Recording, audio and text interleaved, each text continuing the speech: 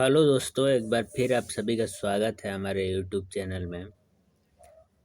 और हम लोग अध्ययन कर रहे हैं फंडामेंटल ऑफ ज्योमेट्री, यानी कि ज्योमेट्री से संबंधित कुछ बेसिक टॉपिक के बारे में। तो आज का जो हमारा फैक्ट रहेगा वो है टाइप ऑफ लाइन, यानी रेखाओं के प्रकार।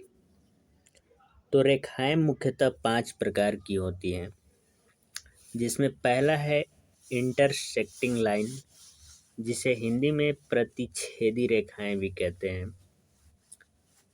तो अगर इसका परिभाषा अगर आप देना चाहें तो यदि दो या दो से अधिक रेखा एक दूसरे को प्रतिच्छेद करते हैं तो वे प्रतिच्छेदी रेखाएं कहलाते हैं।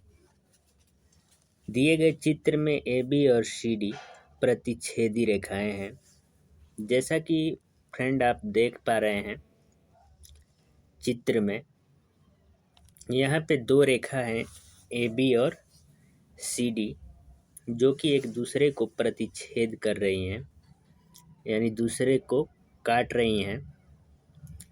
तो ये ज़रूरी नहीं है कि केवल ऐसे ही ये प्रतिच्छेद करें, वो एक दूसरे को लंबवत भी प्रतिच्छेदित कर सकती हैं। यानी किसी भी कंडीशन में दोनों रेखाएं एक दूसरे को प्रतिच्छेदित करें तो ही उन्हें हम प्रतिच्छेदी रेखाएं यानी कि इंटरसेक्टिंग लाइन कह सकते हैं। अब जो हमारा अगला पॉइंट है दूसरा, वो है कनकरेंट लाइंस, यानी कि संगामी रेखाएं। तो संगामी रेखा किसे कहेंगे फ्रेंड? यदि 3 या 3 से अधिक रेखाएं एक ही बिंदु से होकर गुजरती हैं तो वे संगामी रेखाएं कहलाती हैं।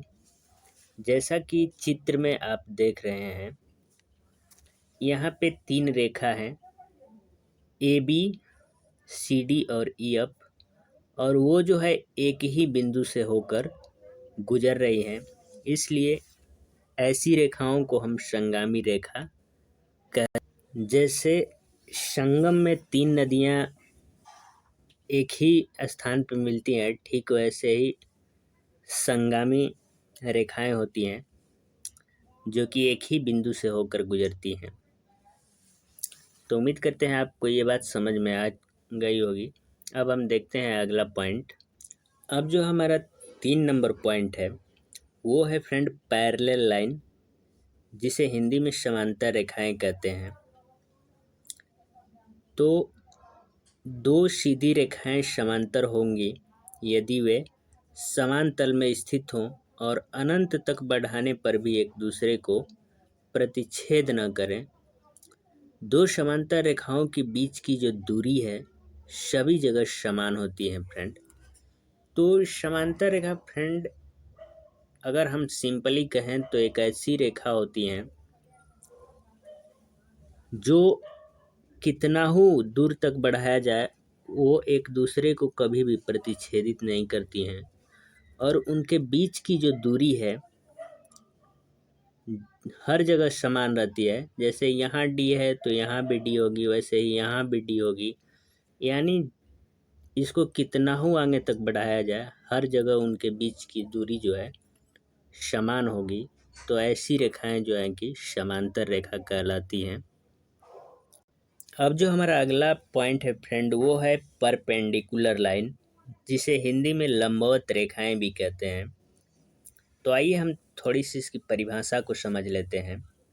यदि दो रेखाएं 90 अंश के कोण पर विभाजित करते हैं तो दोनों रेखाएं लंबवत रेखाएं कहलाती हैं। जैसे कि चित्र में ए बी और सी डी जो है एक दूसरे को लंबवत विभाजित कर रहे हैं, यानी कि जो सी डी है फ्रेंड वो ए बी पे लंब है। लंबवत का मतलब एक दूसरे के बीच 90 अंश का कोण बनाते हुए गुजरती हैं, तो उन्हें हम लंबवत रेखाएं कहते हैं, और इंग्लिश में परपेंडिकुलर लाइन भी कहते हैं। अब हम देख लेते हैं अपना अगला जो पॉइंट है, पॉइंट नंबर 5, ट्रांसवर्सल लाइंस, यानी कि तिर्यक रेखाएं। तो ट्रांसवर्सल लाइन किसे कहते हैं दोस्तों? हम परिभाषा में थोड़ा सा इसका समझ लेते हैं। वह रेखा जो दो या दो से अधिक दी गई रेखाओं को अलग अलग बिंदुओं पर काटती हैं तो दी गई रेखाएं तिर्यक रेखा कहलाती हैं। जैसा कि आप चित्र में देख पा रहे हैं, यहाँ पे दो रेखा हैं ए बी और सी डी, और इन दोनों रेखाओं को रेखा एफ जो है प्रतिच्छेदित कर रही है। तो जो रेखा एफ है इसे ही हम तिर्यक रेखा कहते हैं। जो इन दोनों रेखाओं के जिंदगी में उथल पुथल मचा रही है, यही जो है कि वो तिर्यक रेखा है। यानी कि वह रेखा जो दो या दो से अधिक दी गई रेखाओं को अलग अलग बिंदुओं पर काटती है तो दी गई रेखा तिर्यक रेखा कहलाती है। ज्योमेट्री के दृष्टिकोण से ये जो तिर्यक रेखा है फ्रेंड, इसका बहुत ही महत्व है और आगे इसका बहुत यूज होगा। तो ये बातें जानना आवश्यक था क्योंकि इसका आगे बहुत काम लगेगा। तो उम्मीद करते हैं वीडियो आपको पसंद आई होगी। अगर वीडियो पसंद आए तो चैनल को सब्सक्राइब करें तथा वीडियो को ज़्यादा से ज़्यादा शेयर तथा लाइक करें। Thank you very much.